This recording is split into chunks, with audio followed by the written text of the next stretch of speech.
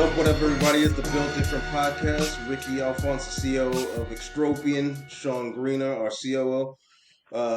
Justin, who's typically on the calls, away on vacation, and I've been seeing the pictures, Justin. Very envious of you, but can't wait till you get back, and hopefully you watch this episode. So, with that being said, today we want to talk about something that we love again, as always, sports, but emerging sports. There's a lot of new sports out there. I feel like every day there's some new version of a sport or something, a variation of a sport, and many of the sports, like people don't even know about. For a while, I didn't know about disc golf, and upon meeting Sean, like he had to educate me because I was calling it ultimate frisbee. So he quickly corrected me, but I since got to know a lot more about it because Sean's actually a sponsored budding disc golfer. So Sean, as a sponsored athlete, how did you come to find out about disc golf? How did you get into it? Yeah, so the first time I ever actually played was in a intramural disc golf tournament at UCF. It was an intramural tournament. It was doubles. I played with my best friend, and we uh we had never thrown like disc golf discs before. We had only thrown like regular frisbees. So we Hmm. came in second to last place, and we did not do well. And we thought that we did really well. So we were like, how did we come in second to last place?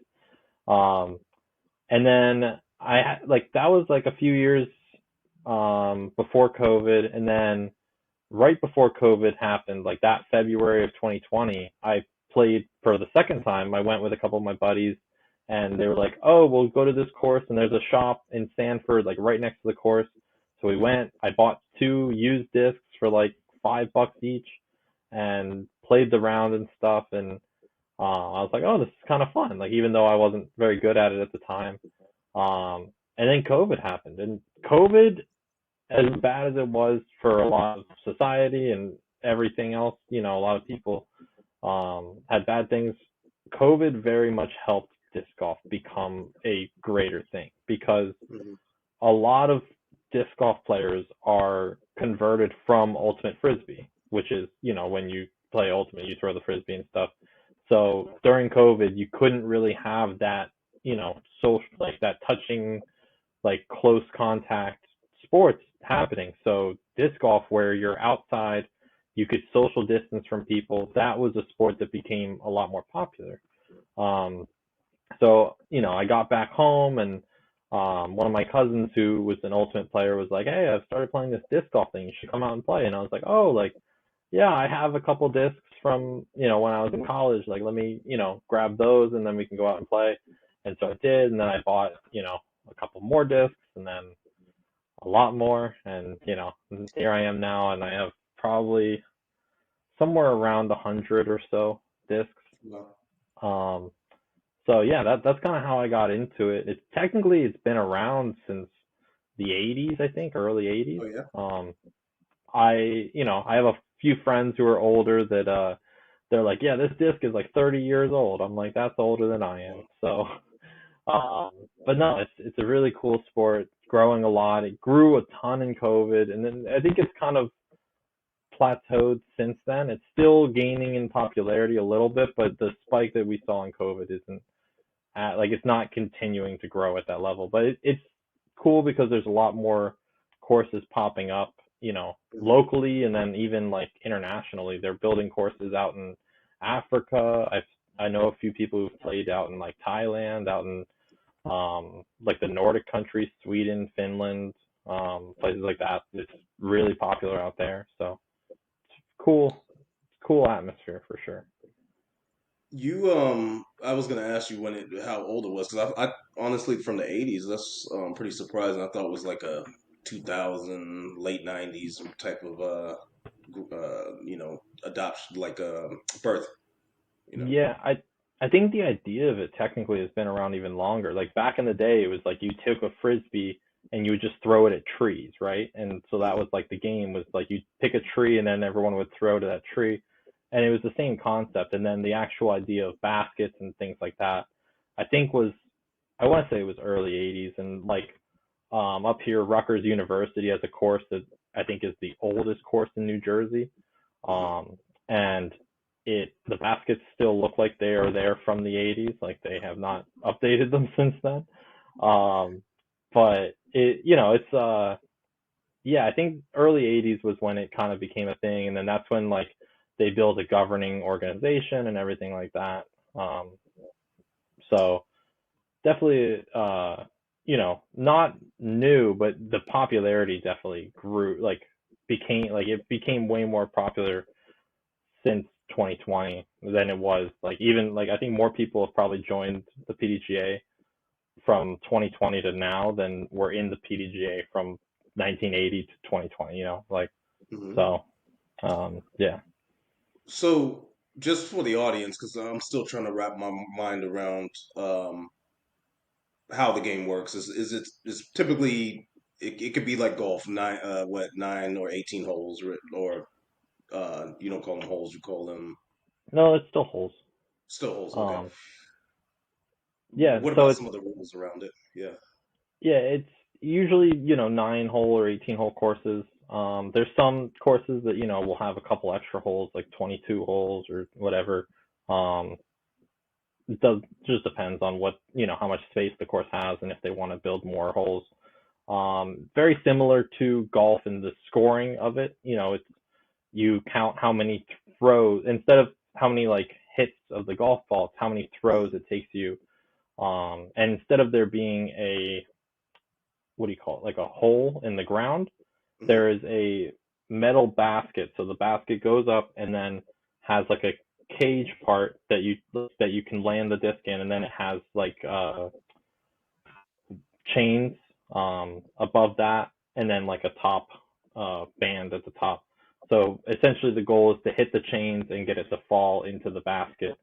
That essentially ends each hole, and then you move on to the next hole. So um, that's like I guess the very very basic way of explaining it is throw it as few times as possible to get it into the basket. Um, What about, when in golf where you have to take a mulligan, or you get, because obviously this is an outdoor sport, and I think from my perspective, that's kind of the one of the cooler aspects of it is like you're outdoors and you're enjoying the outdoors while you're doing it, depending on the weather. In certain climates may not be as fun, but what happens when, say, you throw it in the water, or say you hit a tree, or you're in like heavy brush or something like that? so it has the same kind of OB rules as golf. If you throw it in the water, it's OB. You in disc golf, you take it from where it went out of bounds most Hmm. of the time. There's some rules where it's like sometimes it's like a hazard. So like if it's a hazard, technically you take it from where it lies in the OB and you just play it from there, Hmm. just with a penalty stroke. But regular OB, if it goes into like a pond or something like that, um, or even there's parts of the course that can be marked as out of bounds, like tall grass and things like that can sometimes be marked as out OB. Um, so anytime it goes out of bounds, you basically take it from where it went, where it crossed the line to go out of bounds. That's where you throw from, and you add a penalty stroke. So pretty much the same as golf in that sense. Um, The other thing I was going to mention, because and funny, not so funny story, really, but my first experience actually, Sean introducing me to sport. We went to Denver for a business trip, and essentially we were 10,000 feet up in on a mountain, going up and down this damn mountain, throwing the disc, and it was brutal. He put a ass whooping on me, mainly because of the elements, but also because he has experience. But one of the things that I found interesting is like the different discs. Would you say it's similar to golf, where you have the different, the 9 iron, the driver, the pitching wedge, the putter? Like, would you say you have those different discs that you use at different sections of the course?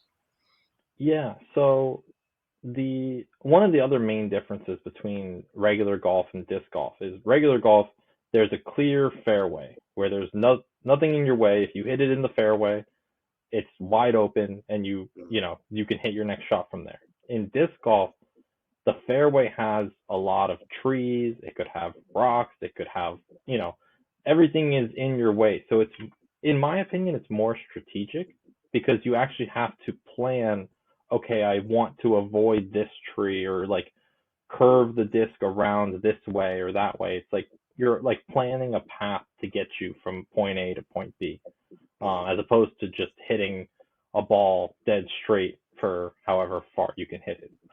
Mm-hmm. So with that being said, there's different discs that do different things. There are like different levels of discs. So there's like putters, mid ranges, fairway drivers, and then distance drivers. So there's different categories of discs like that. But then even within those categories, there's different flight numbers to each disc. So some are considered overstable, and some are considered understable. Some are just neutral or stable. Um, so essentially, what that means is the flight of the disc. If you throw a normal disc, like as a right-handed player, and you're throwing it backhand, which is like this, your disc is going to start on the right and then go to the left. Mm-hmm. Um, and vice versa, if you throw it forehand, which is when you throw it like this, like that way, um, it'll start from the left and then go to the right. So a disc that is understable is going to do the opposite. Mm-hmm. So if you throw it backhand like this way, it'll first go to the right, and then eventually it'll come back to the left at the end. Mm-hmm. An overstable disc will do exactly what it's supposed to do, and it'll do it even quicker than it's supposed to do it, because that's like it's going to dive harder essentially. But the understable ones will have more of like an S flight to them.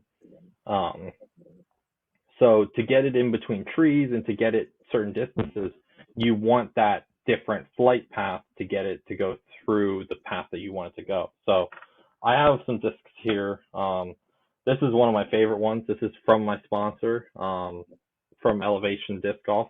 Shout out Austin and Macy. They're amazing people. But this is our team disc. So each, I don't know if you can see this, but it has all of the names of each of the people on our team on there. So you can see, let I me was see, looking right, for your name. Okay, I see you Sean there. Greener, Yeah, yeah. yeah. Um, Okay, cool. Yeah. so it's my favorite because it literally has my name on it. So, Mm, but their discs, one of the things that's special about their discs is that they bend like this. mm, So mm, that's not particularly normal. Like here's another disc that is not theirs. This, I mean, it will bend a little bit, but not as much. Um, And what so what disc would that be considered in the range of type of this this one's a putter. So if you notice, it's got like a good amount of like depth to it. mm, Can't get it to go straight, but yeah, a good amount of depth. It's a little thicker versus something like this disc. This is uh called a crave. mm, You see it's a lot like thinner, kind of more mm, flat. Um, and the rim on the inside is also a little wider. It's like this wide, oops, that wide, as opposed to this one is much thinner, but it's deeper. So, uh, so and that thinner then one would be used more for like long to get more distance, right?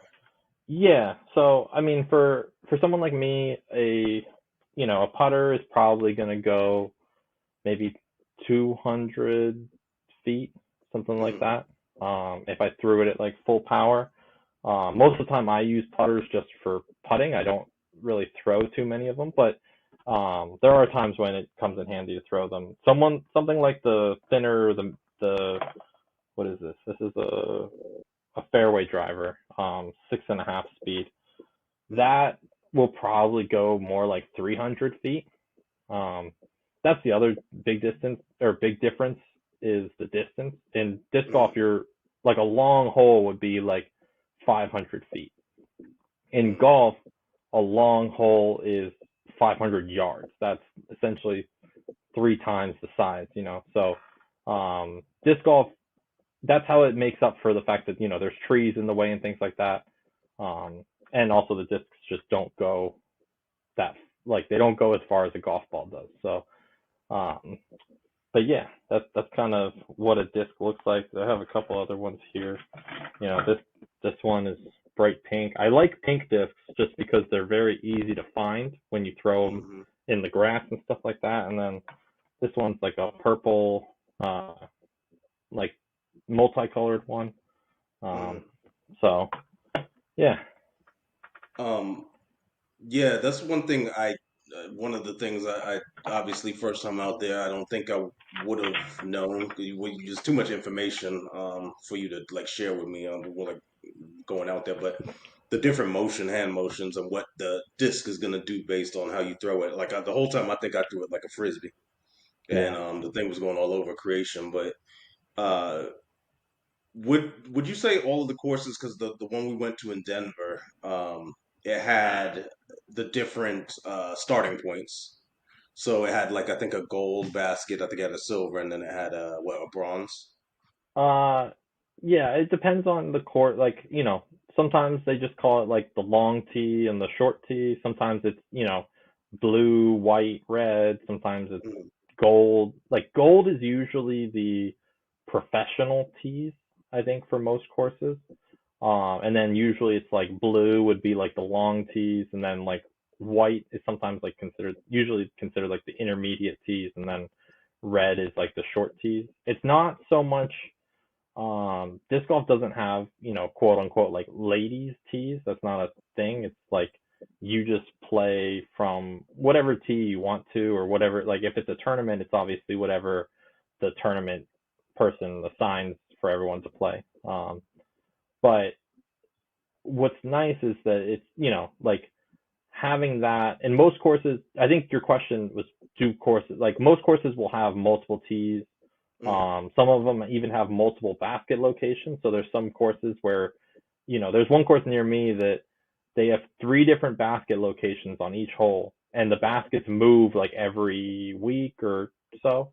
really? Um, yeah, they have volunteers that go out there and move them from this position to that position. So you could play one week and then go out there the next week, and you're essentially playing like a completely different layout in a completely That's different it. course. So I didn't know that. um, yeah, and like even at my home course, it's like we have most of the holes either have a like two tees or two baskets, so it's like we can make infinitely many layouts just by moving things around, or choosing like, oh, we're gonna play to this tee or this basket today.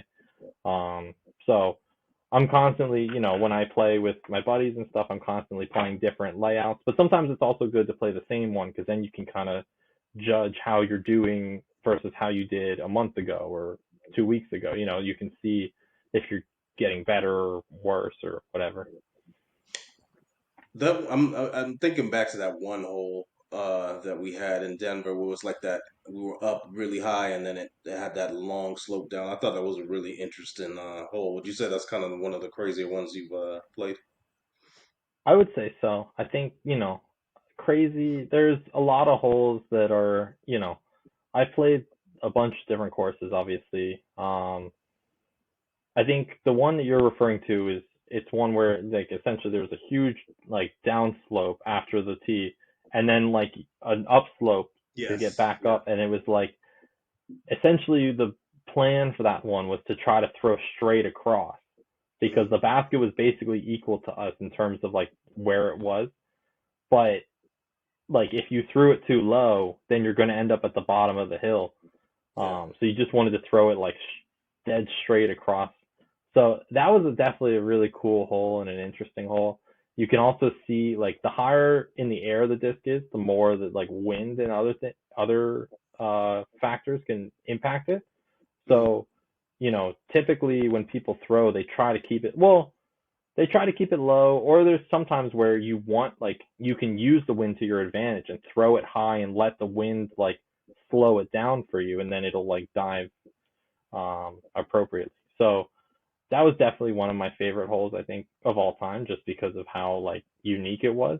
Hmm. Um, Normally you're not, throwing that kind of like, the amount of space that it takes to make something like that, and like the design of it too, was wild. So And I think you pointed out something when we went out there.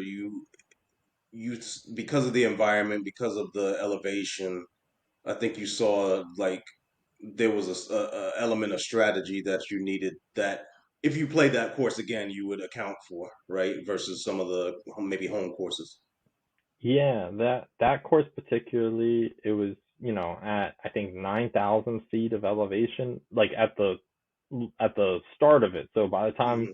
we got to like the hole you're talking about, it was probably even more than that, like 19 or uh yeah, 9,500 maybe even Hmm. 10,000. So Yeah, yeah, um the the elevation actually causes the discs to be more stable. So even if I threw an understable disc, it would fly differently than if I were to have thrown it at my regular course. hmm, Um, which for me wasn't very good because a lot of the discs that I throw are overstable. So making a disc more stable when it's already overstable means that it's just going to be like really overstable. yeah. Um, so, but that particular hole, I remember throwing a disc that was understable and it flew like really nicely. So yeah, if I were to go back out there, I definitely would probably plan differently and bring less stable discs, knowing that like the environment would make it more fly more like a stable disc. And again, going back to something you said earlier, your sponsorship, your shirt that you're wearing, which I told you I liked before we got on, is actually your team shirt. And what was the process of being sponsored, and how did that come about? And Yeah, maybe talk a I little bit more about your team as well. yeah, of course. I first discovered elevation discs. I was playing in a tournament, and one of the other guys I was playing against had one, and it was like really, really floppy. Like, let me see, like this is one of their discs. So like Oh you wow. can Okay. like this thing like it's like a pancake, and he was using it and I was like, there's no way that's legal. And he was Yeah. like, look it up. And I looked it up and it was legal. And I was like, oh my God, I need to get one of those like immediately. And the guy was like, well, I have a couple extras. Like if you want to meet me tomorrow, I could maybe like, give you or like let you buy one. I was like, yes. So I met up with the guy like the next day, bought one. I think a month or a few months later, they came out with the next mold, like a different type of disc. It was a putter. I bought those as soon as they came out. Um, and I followed them on, social media and everything like that. Hmm. And then they started posting about like, hey, we're, starting up a team and we're sponsoring this guy. And I was like, this is so cool. Like, and it wasn't, I mean, most of the people that are sponsored, um, like some companies will sponsor amateur players. Sometimes like you're not even sponsored by a disc golf, like a disc manufacturer. Sometimes you're just sponsored by, um, a disc golf like shop or something like that. Like some distributors will sponsor players as well and they'll create their own teams. So, um, but it was a manufacturer sponsoring an amateur player, which is not overly common. A lot of sponsored players are usually at the pro level. Hmm. So I thought that was really cool. And so I reached out to them. I was like, hey, if you guys need any more people to sponsor, like let me know. I would love to help out in any way possible. And they were like, yeah, like just fill out the application. And I did. And then I, was added to like they emailed me back shortly later, like shortly after, and were like, "Hey, you're on the team." I was like, "Awesome!" And then uh, that was 2021, so or 2022, I don't know, but this is my second year on the team, so I've been on the team pretty much since the beginning.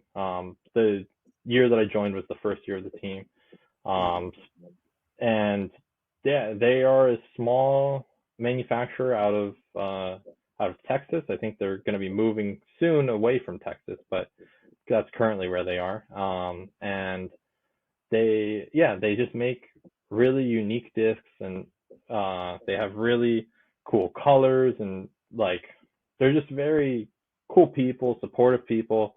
Um, I went out and played a tournament in Texas, and they actually met me at like my sponsors were they lived about an hour away. They met me out at the course and like caddied for me that day and stuff. So it was cool, seeing, and that's one of the things that we've always done with this podcast is like we want people to see the people behind the company, right? Mhm. And it was cool because I got to meet the people behind the company, and we have like monthly update calls with the Macy and Austin, and tell them about our progress, about life and things like that. Sweet. Um, and the team I think right now has 15 people. I think for next year they're hoping to add even more to that. The applications for next year's team are still open, so if anyone wants to apply, any disc golfers watching, elevationdiscgolf.com I believe is what it is, and um, the applications are open to November 15th, I want to say. Mhm. So yeah, but it's really cool being on a team and being able to interact with other people on the team. It's just they do a very good job of bringing in people that have the same, ethics, same, like-minded uh, people, and it's very easy to get along with everyone. Sounds like our company for the most part. Yeah. Um, I won't be joining. I won't be signing an application after like the performance I had. It's gonna take me a little while before I fill out an application. So Elevation, your team. I just thank you for everything you do for Sean. But yeah, I wouldn't want to bring the team down, bring the morale down, because that's I might destroy the team actually, and the way I was playing out there. But uh, what is the tournament process like? I know like every week I feel like I'm asking you like what you're doing, and you're entering a tournament. Talk about that, and then also how do you become an amateur, and then what's the process to become a professional? So pretty much everyone starts as an amateur. Um, Mhm. Unless you're someone who's been playing a long time that just never played in competitively, then maybe you're good enough to go pro immediately. But like most people, I would say start at the amateur level.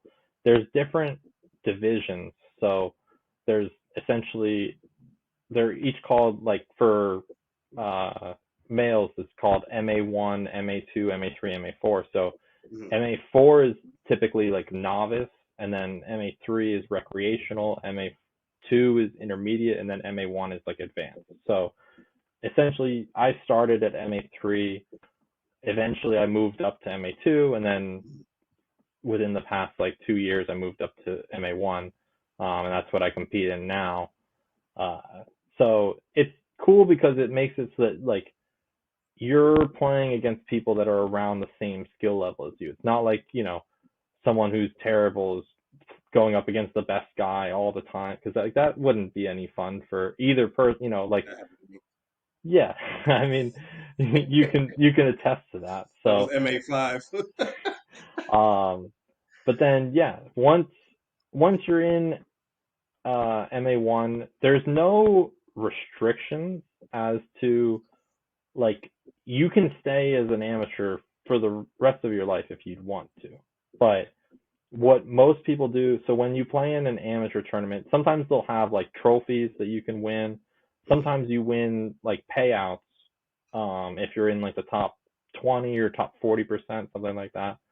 Um, but the payouts as an amateur are always like store credit type things. Like you get credit to the store that's running the tournament or to some website that you can buy discs from and things like that. Mhm. So the reason why people go pro is because at that point, once you're in the pro division, if you are in the amount that's going to get paid out, you are paid out in cash or money, like US currency normally.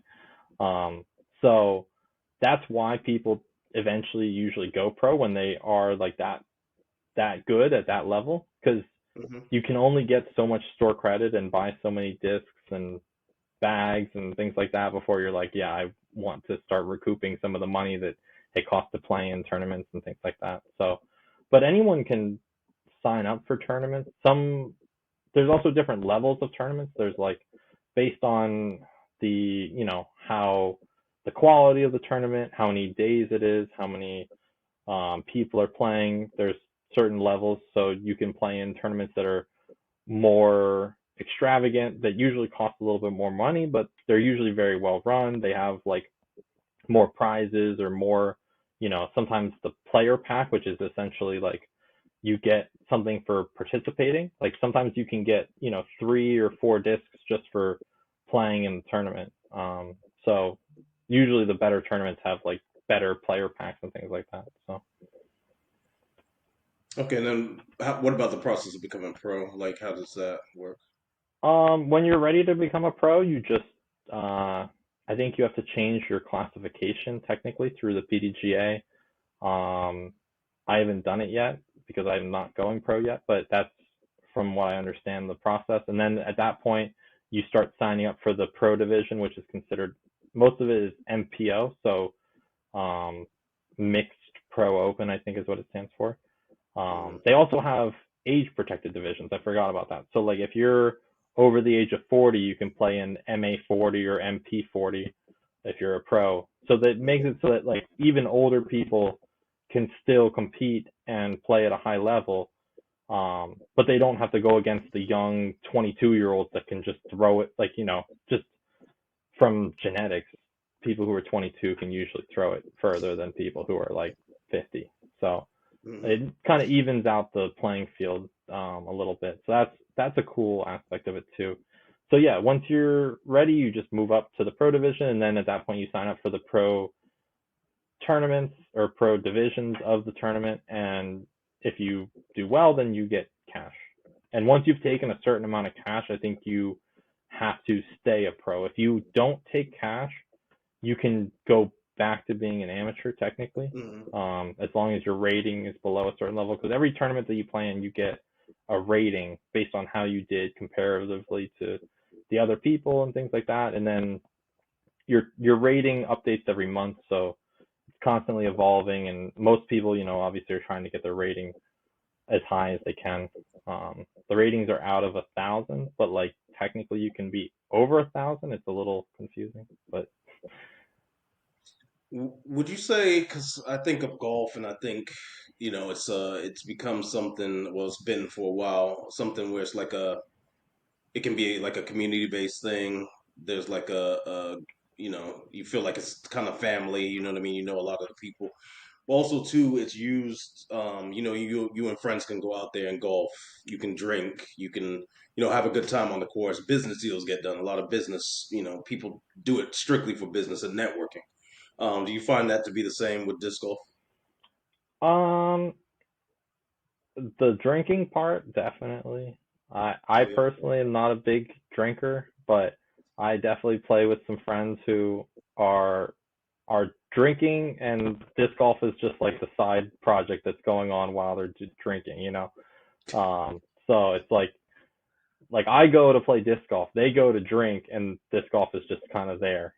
So Yeah. uh but as far as like business deals and stuff, I mean, I could see it potentially, but disc golf is definitely a lot more of a mellow, outdoorsy thing. Like golf to me is a little bit more formal. They usually have rules about you have to wear a collared shirt and Hmm. pants or something like that. Like disc golf is a lot more relaxed in that sense. Like I think for tournaments they don't want you showing up in like ripped t-shirts and like.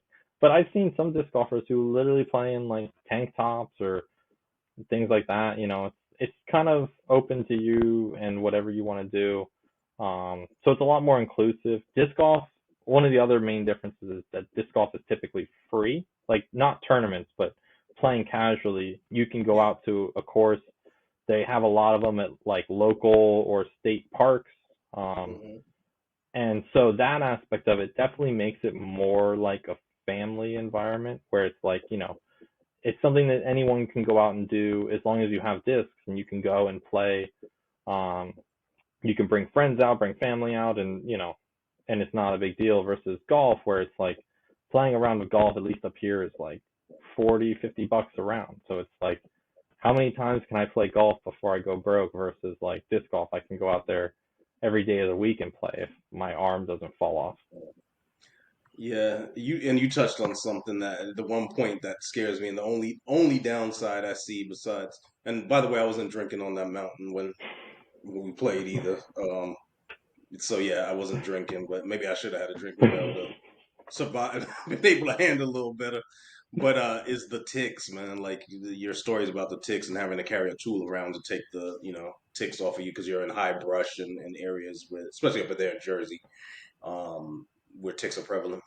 Yeah, ticks are definitely scary. You know, I've heard of people getting Lyme's disease. I've seen people get Lyme's disease. You know, you just gotta be aware of it. You know, as long as you know that that's an option. That ticks, I believe, my understanding is that if you get them off Hmm. within, I think, 24 hours, then you're okay and you can't get the disease at that point. Hmm. But it is scary. There's a new tick out there. I think it's called the Lone Star tick. That if it bites you, you become allergic to red meat. Oof, I couldn't do that. Yeah, So, disc golf's not for me. That. like, yeah, things like that. It's like that's scary for a lot of Yeah. people. And even, even outside of ticks, I mean, there's sometimes snakes out there. You know, I'm not particularly scared of, like, near me the snakes aren't particularly scary, but out in, Texas, you got some dangerous snakes and some spiders out there that I don't know if I'd really want to mess with. And even poison ivy, I mean, that's a killer Hmm. too. Like, I usually wear long pants pretty much every time I play just to avoid poison ivy as much as possible. And like, I know other people who don't, who wear, whatever they want, but I'm like, I'm okay with avoiding poison ivy. So, Yeah, so that to me is the one downside. I guess to kind of wrap up, um, for anybody that's interested in disc golf, what would be your suggestion? You obviously talked about the price because the price is a big starting point for people, but the cost of maybe the discs and maybe what the startup costs are because it sounds like actually going to the courses and from my memory, the one we went to was free. yeah, no, I think the one we played actually did cost a little bit of money, but it Oh, did wasn't. it? Okay. Yeah, some of the Okay. higher level courses do cost money, but like most of them are free. Mhm. Um, but yeah, the to start out, just buy a couple discs. Some of the companies will make, starter packs. They give you like three discs that are kind of good for beginners. Usually they're like the base plastic, so it's not like super expensive, but they base plastic also gets beat up a little quicker than like quote unquote premium plastic. Mhm. But if you're just starting out, yeah, buy a couple discs and go out to a course. Um, there's an app, UDisc, that I use that lets you track your rounds and things like that. And yeah, I mean, there's plenty of, you know, in whatever area you live, there's probably a Facebook group or something that runs different courses, so you can kind of get involved that way and reach out to people and be like, hey, I want to go play today. Anyone able to show me around? I did that when I went down to Hawaii. I played down there, and Nice. yeah, you just get in contact with people and you say, hey, like, when can I go out and play this course? And they're like, oh yeah, come out and play whenever.